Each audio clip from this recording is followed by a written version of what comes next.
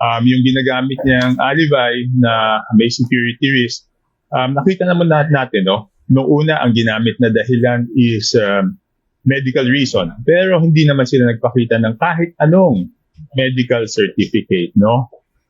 Pangalawa, ngayon sinasabi nila security risk.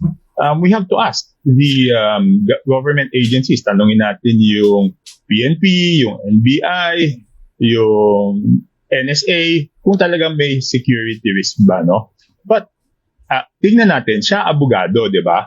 Ano kayang legal basis nung sinasabi niya na pag may security risk, a-advisean niya yung kliyente niya na wag umuwi? Walang batas na nagsasabi na pag may security risk, pwede kang magtago sa ibang bansa at wag kang umuwi, no? Siya, tanungin natin, abogado siya eh. Bakit siya nagbibigay, bakit security risk ang dinadahilan niya? Hindi naman siya security advisor ni Saldico, di ba? So, ibig sabihin niya na alibi lang, palusot lang yan, di ba?